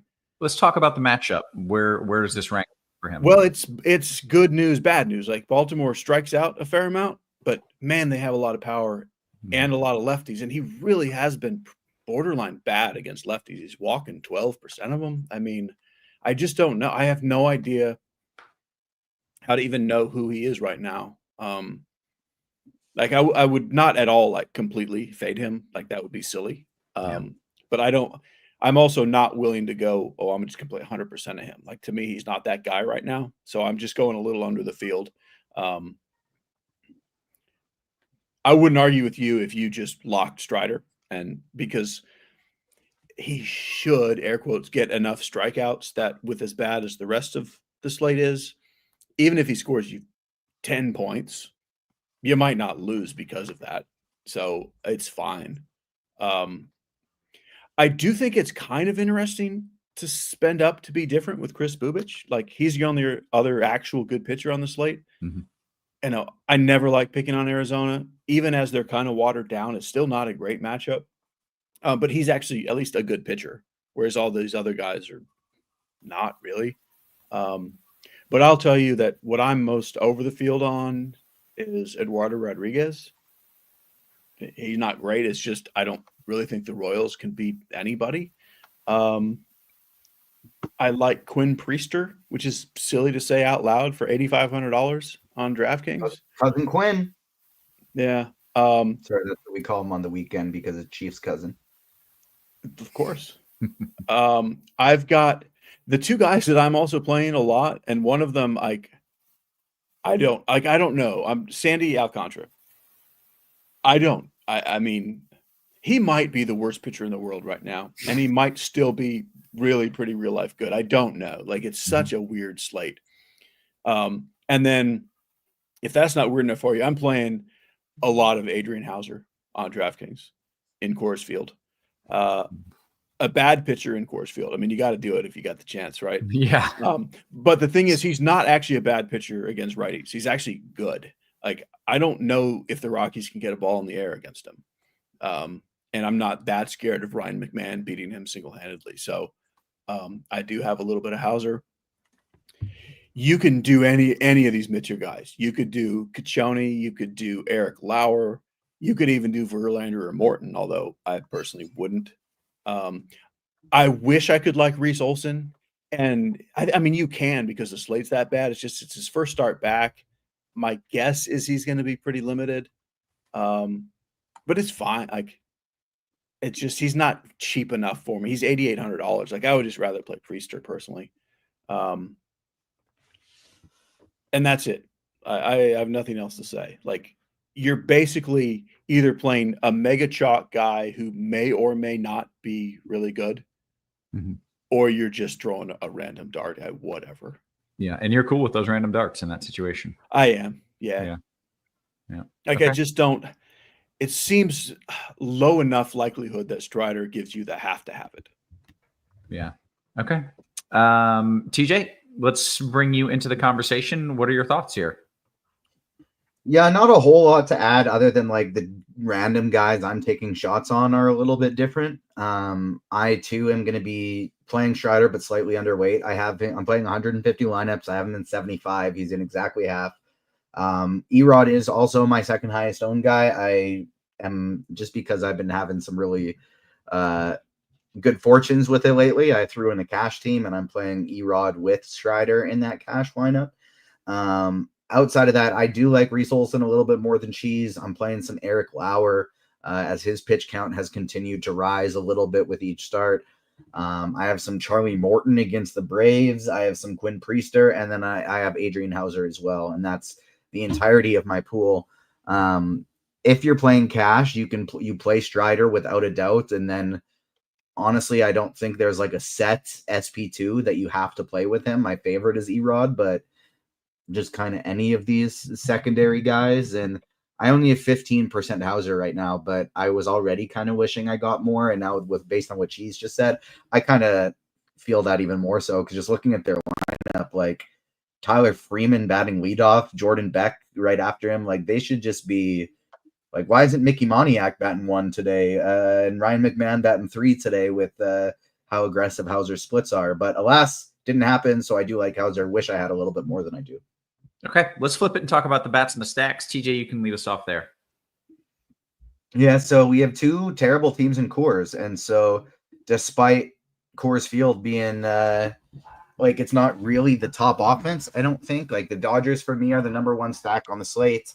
I'm going to be getting to a ton of them. I love the Blue Jays and the Angels, both teams in that same game today. No Vlad for the Blue Jays, but that lineup just got a lot cheaper. And so I think they're in an amazing spot against Hendricks. The Angels against Lauer. Lauer is pretty good with strikeouts. The Angels have a lot of strikeouts. Lauer gives up power. The Angels have a lot of power. So I really want to play both sides of that game. I want to play the Angels bats and I want to play Lauer. The 2 LA teams in Toronto are my 3 highest owned teams in terms of stacks. Actually, that's a lie. Sorry. They are 2, 3, and 4. I buried the lead. I love the Athletics. They are number 1. Athletics are my top stack on the slate. Then it's the Angels, the Dodgers, and Toronto is my next team. The San Francisco in that same stadium as the Athletics, I like quite a bit just because it's 80 degrees, the wind's blowing out, then it's a minor league stadium. What an upgrade for them weather-wise compared to what they're used to, you know? What they're used to in San Fran, exactly. Yeah. And then you have the 2 Coors teams as next on my list. They come after the A's, the Angels, the Dodgers, the Blue Jays, the Giants. So outside of that, I don't mind Detroit. I will be playing some Baltimore going up against Spencer Strider. And then I will be heavily underweight on the Braves and the Royals today. Okay, very good. Cheese, your thoughts here as you look at these stacks? I mean, it's about as exactly the same as it can get. Like, the Coors Field game is just kind of weird, and like they probably find a way to score runs because it's bad pitchings and even worse bullpens, and so 2 essentially AAA teams are still going to score runs there. But it just, the chances of it being a slate breaker are not super high. So I'm kind of where TJ was. Like I put Dodgers, A's, Giants, Blue Jays, Angels all ahead of them. But all of that is pretty close. Like it's a very conglomerated slate. That's a word, and I'm using it correctly. And Kevin is giving some very sneaky signals right here. America. I'm talking with my 5-year-old off camera. So it required some hand signals. Yeah. I'm sorry. Yeah, we didn't see a thing. America, I got you. And then same like Tigers a little bit, a teeny skosh of Brewers, Braves and Orioles and Diamondbacks. So there you go. Okay, very good. We got a third Spidey bomb scrolling at the bottom. Yesterday, we got 6 Spidey bombs and some hit. I don't know how many. I didn't count. You don't have to tell me. 2 of them hit. That's a winning night. Schneider at plus 560. Kurtz at plus 360. Barger at plus 430. And we're going to get a fourth at 150 likes. I'm certain of it. And we're going to go around the horn, talk position by position. We'd play Big Cal, but he already hit 2 bombs earlier today, Cheese. It's so silly. So good. There are still people out there who, including some projection systems, that don't understand how good he is. It's like just play the guy. What are you guys even doing? He's silly. gonna hit a home run. Yeah. I love the bat. It's incredible. I use it all the time. Whoa, Cheese's green screen just moved, and it really tripped me out there for a second. It was like the city was moving in the background. Oh, because it's not a green Lizzie screen. Just wagged It's her just tail on it. That's real life Birmingham right there. I can see it from here. Well, that's why then. It's incredible. It's jiggling for me. Yeah. Anyways, what was I talking about? Projection systems. I love the bat. It's incredible. I use it every day. I have to manually bump up Cal Raleigh's projection about 3 points every single time. Yeah, he's hard to project how good he is. Okay. Anyways, the catcher, we can't play him because he's playing already. Who are we playing, Cheese? Catcher's pretty good, as is the running theme this year. Even with Cal already hitting his 17 homers this morning. I really like the mid tier, like Shea Langoliers and Logan O'Hoppe are the 2 that I'm heaviest on. But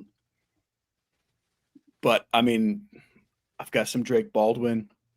I've got some Sal Perez, even though I like Rodriguez and don't like the Royals overall. Hunter Goodman's also totally legit. He just doesn't fit for me much today against a guy who keeps the ball on the ground against righties, but Goodman is absolutely good as well. Good. He's good, man. Good, you know man. what I'm saying? Good, same for Will Smith. Like, yeah, he's great. It's just I don't really like those guys any better than Langoliers and O'Hoppe.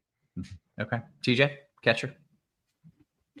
Yeah, those are going to be my main 2 guys I'm going to as well. In the cash lineup, I do have Will Smith in it just because I found him really easy to get to. But Langoliers and O'Hoppe are my 2 highest owned. Goodman and Will Smith are tied for 3rd. I do still have some Sal Perez, but I'm going to be underweight. Outside of that, it's just whoever's in my stack. First base, please. Shohei is my highest owned bat on the slate. I have about 30%, and Nick Kurtz, the Spidey bomb, is coming in right behind him. Those are my 2 favorites by far. Miguel Vargas is the cash guy, but I love both Kurtz and Ohtani for tournaments. Ohtani will be fairly chalky. Kurtz will be very low owned, and I don't really understand why. To me, he's one of the top plays on the slate. In my A stacks, I'm not playing Kurtz. I will be playing Tyler Soderstrom there. And then Matt Olson and Freddie Freeman, the other 2 guys I love. Outside of Kurtz, this is going to be a spend up spot for me. Okay. Cheese, first base. Yeah, I think Kurtz has to end up high. Like, I haven't heard a single person not say how much they love Nick Kurtz today, and I will add on to it. Like, yeah, I've got to think he ends up as pretty high owned. But still, I'm playing him. But in that same range, like Miguel Vargas is the best White Sox guy to play. Matt Olson's probably the best Braves guy to play. Colt Keith is one of the best salary savers on the slate, I think. Wilmer Flores should hit a home run. I like Torkelson. Like, it's a very good position. So probably no one is like chalk enough to matter. I'll just say I think Kurtz actually probably gets up there to be the highest owned guy, but not enough that means you shouldn't play. Okay, well said. Second base, Cheese. Well, for as good as every other position is, it's second He's a base. second. Yeah. It's just not a thing at all. Like, essentially, I'm playing Spidey Bomb Davis Schneider because this is the place you do not want to spend up. Like, just play a guy who maybe hits a home run, and if he goes 0 for 4, you're probably fine. I didn't know Zach Geloff was going to be back in our lives today, so that gives us another cheap option. If you want it, even in 8th, I don't mind him. I don't even have anything else to say. Like, I don't like a single one of these guys. Like Andres Jimenez is probably who I would play in cash over Schneider being the tournament guy. But there's just nothing here. Now on FanDuel, you've got multiple White Sox, and Mookie Betts is cheap, even though I don't really like him in general. So I'm fine with like Madroth, Baldwin, and Betts if you don't want to play the Blue Jays guys. But that's it. This is the play the guy in your stack or punt position. I just wanted to know, I'm proud of you for not making fun of Jose Altuve. It's been a long time. I feel like we've done that every. I have nothing bad to say about it. Go old people. I hope he manages his way to get a hit tonight. That'd be amazing. Go tiny old man. I love you. You're still my dude. Hey, Mookie Betts hit a home run last night, so anyone can still do it. Hey, good to see that. Small old people having their way with the world. TJ, what do you like at second? David Schneider, Andres Jimenez. They're going to be in 50% of my lineups. I'm playing them both in cash because Schneider has that outfield eligibility. Outside of that, like Tyro Estrada's okay-ish because it's Coors, but he's going to be over-owned. Tommy Edman in my Dodgers stacks. And then Ketel Marte, I'm just going to keep playing every day because even though he's super expensive, he also just hits a home run every day. He's had 7 home runs in his last 10 games. And so I'm just going to keep on playing him. And that's about it. Okay, very good. Let's go to third base, please, TJ. Super sneaky option. I actually like Jackson Holiday today if you're not playing Strider. Third base today, also a pretty gross position outside of my guy, Addison Barger. Barger is one of my highest owned bats. Love him today. He's starting to get priced up a little bit, but I still think he should probably be closer to 5K. He's my number one guy. Eugenio Suarez I like as a one-off. Ryan McMahon I like as either a one-off or as part of a stack. Outside of that, it's only in stacks for me. I'm going to be heavily underweight on Colt Keith, who looks like he's going to be mega chalk. Okay. Cheese, third base. Yeah, same thing. Like, yeah, Addison Barger is like, Cal Raleigh light. Like it's totally legit. He just keeps hitting every day, and he has been for a while. Like he's, people are starting to catch on, but like it's real. He's great. I like on the first place in the AL East Blue Jays. Oh, there you go. Wow. When did that happen? Happy 4th of July, everybody. Wow. I do like spending up for an unowned Jose Ramirez, especially, assuming Olsen is probably not going to get a full workload. And I also like Devers in the lefty-lefty. Sears is, of course, mostly terrible against righties, but he's really given up power to lefties too. And they've got, half a game against a bad bullpen. So that's I really like that position.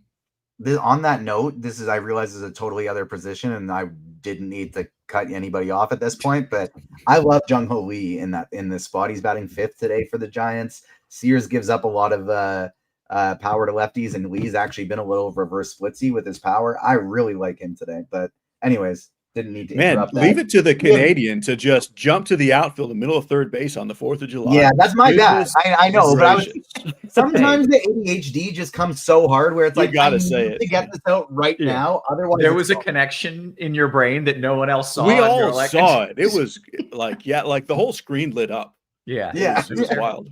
Yeah. I will point out, though, no Willie Adames for the Giants today. Okay. Interesting. Okay, thank you. Cheese, do you get a quick question since we just brought him up? Cloud says, could you give me a refresher on Geloff power, speed? What does he do? It's been a while since we've seen both of them, power and speed. Okay. Yeah, he's a low batting average, probably, although he's had some decent batting average, power and speed. Like he's a very good fantasy player. He's one of those guys who's a much better fantasy player than a real life player, and that's all we care about. Yeah. He's the anti-Jose Altuve. Who's a fine real life player, but not a great fantasy player anymore. Yeah.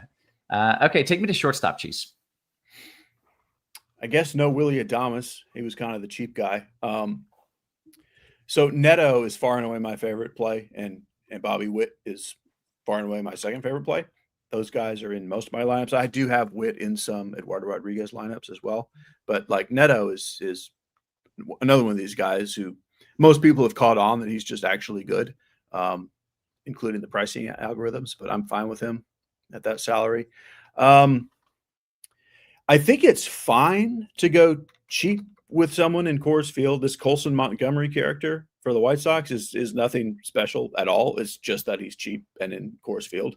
Probably has like the slightest little bit of power, but you're not playing him because he's good. You're just playing him because he's cheap and in Coors. But and that might, I'm gonna have to rework some lineups with Adames out, as are a lot of people, I guess. But if you can't spend up from there, if you just have to go down, I would probably just do that. Like Ernie Clement is fine, but at that point, I'd just play the random dude in Coors. Yeah. Okay. TJ, your thoughts at short? Yeah, Neto is going to be my favorite guy here as well. I do want to ask you, Cheese, would you go, not worried about ownership whatsoever, would you go Vargas and Witt or Kurtz and Neto? Oh, Kurtz and Neto easily. That's what I like too. Projections say the other one, but I want to go with Kurtz and Neto as well. I am seeing a bunch of people in the chat, like 5 in a row, saying Adames is playing. He's batting second. Oh, did I screw up? Adames batting I second. hope so. I must be an idiot, so I apologize. Thank you, Canada. TJ, it's the 4th of July here. I think you're just like messing with us now. I think he's trying to sabotage That's us. my bad. That's my bad. Yeah. I thought it was further. I thought he was going to be like fourth, and so I didn't see him in the spot, and I panicked. That's my bad. So he's in there. Okay, good. So back to shortstop then. Like Adames is the good cheap guy. Like he's 3,500 on DraftKings. So that like if you can't get up to Neto or Witt, that's who I'm playing. I think TJ just wants the Canada Independence Day to have higher ratings than the 4th of July day, and he's trying some subterfuge. Canada's still here. under the crown in England. Canada hasn't had an Independence Day. Oh, what do you call the holiday? The Canadian? It's just called Canada Day. Oh, it's just called Canada Day. All right, sorry. Yeah. I'm still under the crown. TJ, you get to bring us to the outfield. What do you like there? Let me tell you about this guy named Jung Ho Lee. Big fan of him today. Lefty matchup in that Giants game. I didn't forget it. I remembered to bring it up. Funny enough, like he's not one of my highest owned guys. I just liked him today. But I have like Shohei Ohtani is my highest owned because of course you can play him at first too. Schneider number 2. You can also play him at second though. Heliot Ramos is just a great play today. Going up against Sears in that minor league stadium. My favorite player in this Coors Field game is Brooks Baldwin, batting 5th, switch hitter, only $3,300. Getting into a lot of Brooks Baldwin. Brent Rooker, Benintendi, Mickey Moniak is my favorite on the Colorado side. And then Soderstrom, Butler, Adele, Ward, Trout. I really like these Angels guys. Really like the Blue Jays guys as well, George Springer. Okay. Before we get Cheese's thoughts in the outfield, TJ, can we talk about the Toonie and how it is the most beautiful coin maybe ever made? Oh, it's a really nice coin. It's the silver with a little gold in the middle. It's a nice the coin. Silver and gold. We don't have any coins here that are multicolored like that. It's either it's copper or it's silver. The Toonie, Cheese, if you haven't seen it, is just a beautiful, beautiful coin. Yeah, I have no idea what's happening right now. I'm definitely going to look that up later. You should Google the Toonie. It's a $2 coin in Canada. It's worth 2 loonies. And it is absolutely beautiful. $2 Canadian. $2 Canadian. But I don't know if they use coins, which is pretty damn close to $2 American right now, too. Yeah. How high did the coins go? Is $2 the highest coin, or did they go up from there? $2 highest coin. And do they still use them a lot because, or is it just, it's all plastic now, so you never get to see the toonies? It's used as much as any of the other coins or any of the other bills, really. So it's like 10 years ago when I was still working in a restaurant, used them all the time, saw them all the time, had lots because I always had cash on hand. Now I only ever have card. Yeah. Okay. Just checking if you guys were holding out because you have awesome coins and we're keeping the coins around longer. Anyways, that was my ADHD flaring up. Yes, Aaron, absolutely bringing up a good point. Toonies make great ball markers in golf. Loonies nowhere near as good because you can't see them as well in the grass. Okay, is there like a bear on the back? Yeah, a little polar bear. Yeah. No, it's probably a grizzly bear. I can't tell what kind of bear. Okay, I'm on board. I would take one of those. It's a great coin. Yeah, we'll see what we can do. If we ever get to meet in person, I'll bring you guys some toonies. Yeah, I want a toonie. Yeah, all right, I'm in on that. Okay, we'll meet when I move to Canada next year. So for sure. He's only kind of kidding. Yeah, Outfield. What do you like? So I love the mid tier. TJ mentioned most of the guys. Like the vast majority of my lineups have 3 outfielders in the 4Ks on DraftKings, who are all kind of mid 3Ks on FanDuel. It's even hard to rank them. I would go Ramos, Rooker, Springer, Ward, Butler, Trout, and there's more. Like that range is just fantastic. You got a little Riley Green as well. And sure, I mean, Acuna, Ohtani, but I would mostly play Ohtani at first just because of how much I like that 4K range. And then, yeah, same other like cheap guys like Baldwin for 3,300 is probably my favorite punt. You can do Nathan Lukes down there. But really, I'm not going too cheap in the outfield because all those guys in the 4Ks are just fantastic. Yeah. Okay. Very good. We want to get some home run calls. By the way, I was just looking at the old Looney, and I forgot it's like octagonal, right? It's not perfectly round. TJ, the Looney, pretty darn close.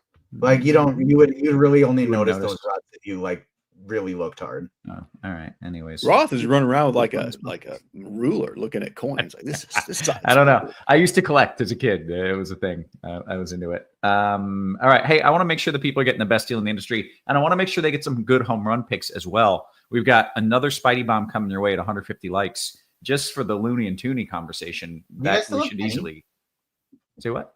Do you guys still have pennies? Yeah, they have told us so many times they're done making pennies. I have like 2,000 right there, and I see them every day. And for much as they stop making them, they sure keep showing up, man. I don't know what's going on over here. Yeah, they did officially stop making them. Like, I don't believe you. Yeah, Are you sure that that's true? No, I am not. I've been told that before. It's been told it was going to happen for a long time. MC Kidalot says, "Did you guys say Adames is out?" TJ did, but he was wrong. I'm an idiot. I screwed up. In a different spot in the batting order. In. Yeah, it was in a different spot. Don't worry about Willie Adames. He is in. Yeah. Okay. I wanted to give the people some home run calls and the best deal in the industry. That's right here with RotoGrinders. MLB DFS annual option 425 loonies. That's 212 and a half toonies. But we dropped the price of our Combo Pro product to mirror the MLB annual package. Give you more stuff for the same price. You get all the sports for the price of one sport. You should do that. If you go 6 months instead of month by month, you save 35%. That's a lot of toonies. Make sure you are doing it. Cheese, give the people some home runs. Yeah, there's a lot of ways to go. I mean, it should be a good home run night. I could just do a couple of Spidey bombs, but I'll do something different, I guess, even though two of them would have been the ones I would have said. Yeah. We'll do Elio Ramos. We'll do a little, you know what? Zach Geloff back in our lives. Mm-hmm. And somewhere out of that game, we'll do Colton Cowser. Who? Off of Spencer Strider. Colton Cowser. Ooh, I like it. Okay, very good. TJ? You just added another one. Bombs were David Schneider, Nick Kurtz, and Addison Barger, but we did just drop the fourth. Christian Yelich plus 625 today. It's a terrible ballpark for home runs, but anytime Yelich is facing a fly ball pitcher, I like to take advantage of it because he pretty much always hits the ball hard. It's just usually on the ground. Fifth one coming at 200 likes. So keep hitting that like button. We can get up to 200. We did 250 yesterday. Free content on a holiday. Come on, people. But we got Schneider plus 560, Nick Kurtz plus 360, Barger plus 430, and Yelich plus 625. Okay. Our guy Nice Kevin in the chat says, yeah, Barger and Kurtz are locks. And then he says, I love that Yelich call. So he is on board with your boy Spidey today. Let's go, Nice Kevin. It's just like everyone loves Kurtz and Barger. like they have to be chalky, right? With how much like every single person everywhere loves them. Yeah. But maybe they No, maybe you're they won't probably right. play them Yeah. anyway. Okay, let's get some questions in. Again, if it's cool with y'all, I wouldn't mind bouncing maybe a couple minutes early, but we'll take some questions before we clear out. Alex says DK Cash, 3,700 or less cheese. It can be second, third, or outfield. So you got a range here, 3,700 or less, second, third, or outfield. 37. That's a lot of positions. Boy, that's a lot. Did you say, or It was anything? cash. Okay, so that's a little different then. Boy, I wish you had another $200. I mean, honestly, I would in cash. I would just do Colt Keith. Which Like site he's was more of a cash game play. Which site was it? It was Draft DK. 3700? Yeah. Did they say shortstop or was that second, third outfield? Second, third outfield. Yeah. Oh, that's tough. Yeah, that's what I was there's so much there's so much at like 39 you do like Benintendi or something, but at 37 it's kind of a tough number. A Lone Wolf says, what are your stacks again? Let me get your 3 favorite stacks, each of you, and then someone else wanted a pitching recap. So let's do a quick recap. TJ, your 3 favorite stacks. The Athletics, the Blue Jays, and the Angels. Cheese? I will also do the Athletics and the Blue Jays. And for the third one, I mean, it could be the Angels, but I'll say Giants. Okay. Alex says, thank you. Appreciate you guys. $ clap, American flag explosion. Oh, firework. I get it. New Generation says, hey, I'm sorry, but could you please do a pitching recap, please? Double please. And he said, I'm sorry. Absolutely. You don't over apologize. You didn't do anything wrong, man. He says he needs some direction. So let's go over it. Cheese, you've got one pitcher in Strider, who a lot of people are playing, and then a bunch of question marks. Yeah. So Strider is like heavy chalk. And I think both TJ and I were saying we're around like 50%, which is probably under the field, honestly. Like I do not see this as an all in, but he's definitely the top guy. Eduardo Rodriguez for me is my highest owned pitcher. And then like really there is no correct answer after Strider, which is why he's the chalk. I've got Erod, Alcantara, and Adrian Hauser. And then on FanDuel, I've got a lot of Quinn Priester. But there's just no correct answer below Strider, and you throw the dart wherever you feel like it. Yeah. I would do Eduardo Rodriguez though. Okay, very good. Let's get a few more questions in here. FanDuel GPP Cheese. In an A's stack on FanDuel, which guy gets left out if your first Oakland build? In your first Oakland build. A's stack on FanDuel, which guy gets left out in your first Oakland build? Probably Soderstrom. Okay, good answer. Real quick, jumping into the YouTube, where I'm sure everyone who is watching has already hit the thumbs up, but if you haven't, do it again. DKGPP, Caccione or Erod? TJ? Erod. Do you think Dart will start for my Giants? That's a football question. That's a football question. Let me look and see if I do. He's not right around the corner. There. He's right around the corner there. Not this year. It'll be Russell Wilson. Yeah, I'm just kind of proud of myself that I was able to identify that was not a baseball question. Look at me. I know things. Let's see what else we've got. I'm playing 2 teams, TJ. Decided not to play Strider. Should I stack Baltimore then? Thank you so much. I'd probably have at least a Baltimore mini stack in one of them if I was doing that. So like Gunnar Henderson is cheap enough at shortstop. I would do like a little bit of a Gunnar Henderson with, hold on just a second. Like a Gunnar Holiday, because second base is such a bad position, and Colton Cowser, who was one of Cheese's homer picks. Maybe I wouldn't do a full stack, but I do really like the idea of doing a mini one. Okay, very good. Cheese, coming to you. Although Strider's walking enough guys that you could do the full stack too. Yeah. Kike starting against a right-hander means no pinch hit risk? Question mark. Most likely. Yeah. I mean, the Dodgers sort of have no rules, but yeah, like in theory, he should be safe. Yeah. Jeff says FanDuel main lock already. Did it? Yeah. Yeah. You think so? Yeah, we forgot to talk about that. I mean, it was one game, and Yeah. Okay. basically, FanDuel GPP, although it may have locked already. Oh no, we did that one. Okay. Hey, guess what? We have answered just about all the questions. We'll give the people a little bit more time, get a couple more questions in. Jorge Mateo, shout out. Jorge always hits a thumbs up for us. We appreciate that. Cheese, Brooks Baldwin or Cam Smith, DK Cash? Brooks Baldwin. Easy enough. We'll give the folks a couple more minutes. We got a lot of Giants talk going on. I think we did the things, boys. I think Cheese has got to get out. Do you spritz the ribs, Cheese? A little vinegar spritz on them? Yeah, about halfway through. Yeah. Yeah. So yeah, I'm Do gonna you- go ahead. Do you wrap them? Are you wrap or an unwrap guy? I do it both ways. Today I did the 2-2-1. 2 hours unwrap, 2 hours wrap, then unwrap them at the end. That's probably my go-to, but I do it a lot of ways. Yeah. There's no ways you can do it wrong is a thing. There were just Yeah. various, like, this is a 9.7, this is a 9.8. They're all good, you know? Absolutely. Man, I'm jealous. Are you worried ever when you cook greater quantities of ribs that perhaps you're throwing off your, like, I can cook one rack of ribs damn good, but if I cook two, sometimes I screw it up. I don't know. Yeah, sometimes a little bit. So I got one of those things where you can stand them up on the smoker, Oh, which I never has seen made that. it a lot more even. Yeah. Yeah. So I could only fit 2 racks. Now I can fit 4. I could probably do 5, but I can fit 4. Does it change the and cook they time? No. No, it's all the same.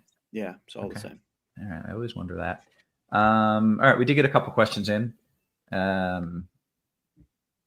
Here we go. Rocket Sauce says, TJ, Otani, Tyler Fitz, or Terang and Helio, DKGPP? Terang and Helio, but I would like it better if it was Schneider and Otani. Okay. Brian says, hey, TJ, Kasparius or Erod for pitcher? Is Kasparius a real person? It's a cool name. Yeah, he's a friendly ghost. It sounds it. Benintendi thoughts. Cheese. Benintendi thoughts.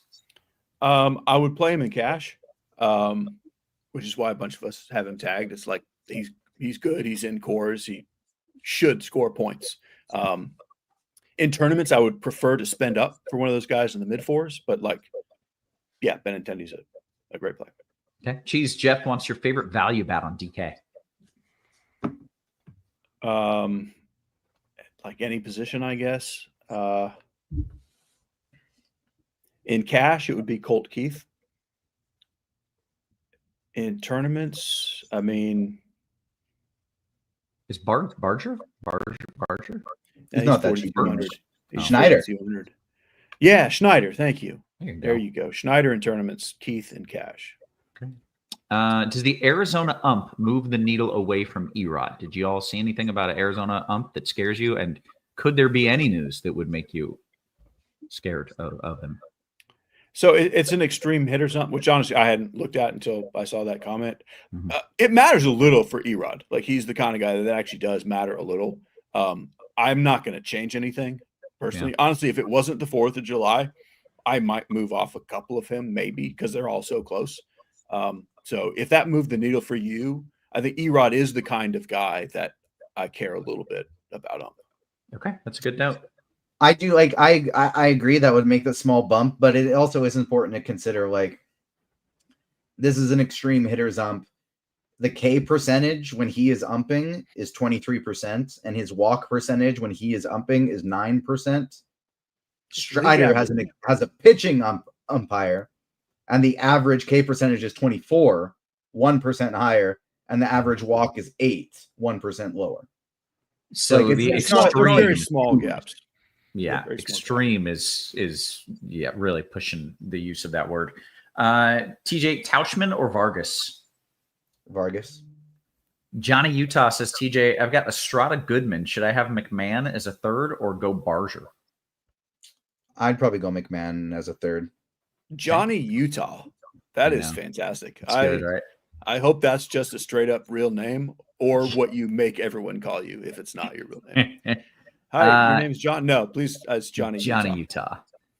Mel Dog says, Cheese, FanDuel, Strider, Adamas, or Erod and Holiday? Strider, Adamas. Has